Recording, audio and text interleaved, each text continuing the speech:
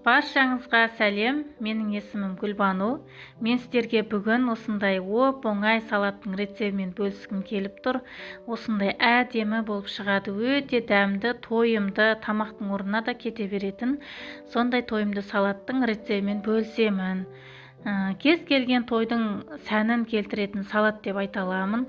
Өйткені келген қонақтар риза болып кететініне мен сенімдімін. Өйткені бұл ресторанның хит салаты. Ал мен сіздерге не керек екенін айтып өтейін. Ең бірінші бізге осындай қайнатылған тауық еті, қайнатылған кәдімгі ет, жылқының етін қолдандым. Қайнатылған жұмыртқа және тұздалған қияр.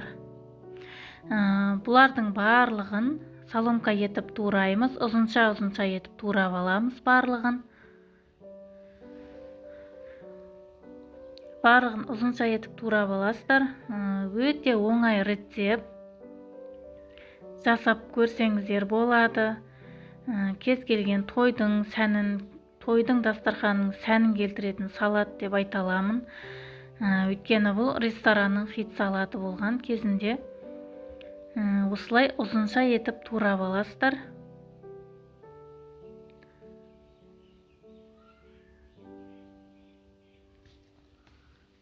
Сіздер де жасап көріңіздер. Міне осылай турап алып, таза ыдысқа салып аламыз.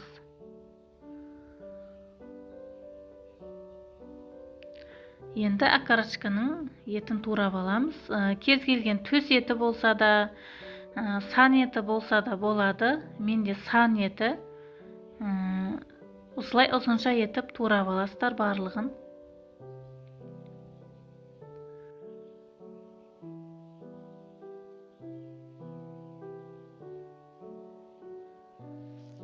Бұны да турап алып, жаңағы ыдысымызға салып аламыз.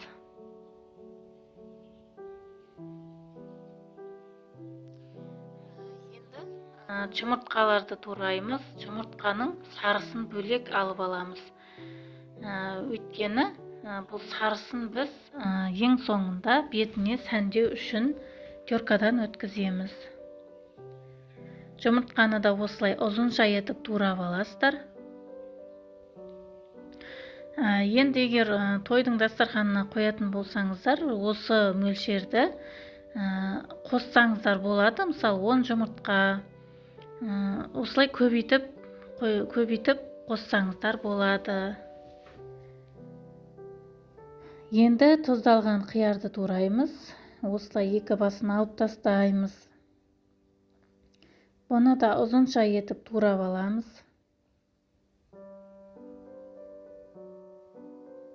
Міндетті түрде осындай тұздалған қияр болу керек. Өйткені дәмін әдемі келтіреді.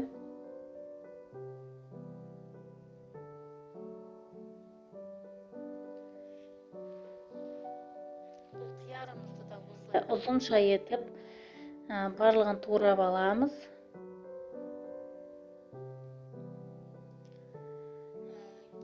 Тамақтың орнына да кете беретін сондай тоқ салат деп айта аламын. Осылай турап аласыздар барлығын. Турап алып, ыдысымызға саламыз.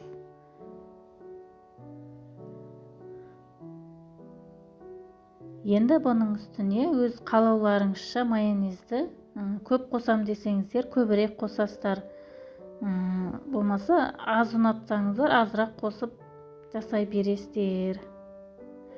Мен тұз қоспадым, өйткені бұл жерде тұздалған қияр бар. Және майонезде де тұз болғандықтан мен тұз қоспадым.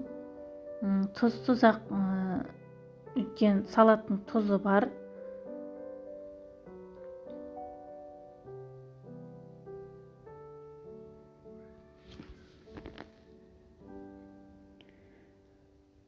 Осылай екі тарелкаға салып алдым. Осы екінші тарелкамы жаңағы алып қойған жұмыртқаның сарысымен сәндеп шығамыз. Көрдіңіздер ме? Оп-оңай, иә? Осы әдемі көріну үшін осылай жұмыртқаның сарысымен сәндеп шығамыз.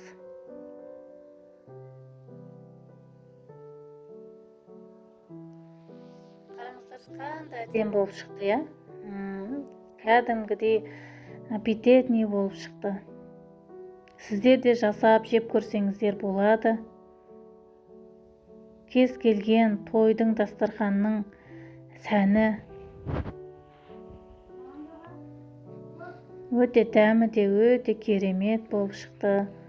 Жасап көріңіздер, маған қолдау білдіріп, лайк басып, комментарий жазып, менің каналыма тіркелмеген болсаңыздар, тіркеліп алыңыздар.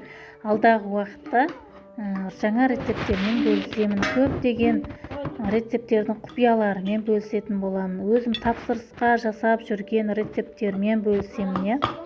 Мені қолдап кетіңіздер. Баршаңызға рахмет. Келесі менің видеомда кездескенше осылай лайк басып, қоңыраушаны басып қойыңыздар.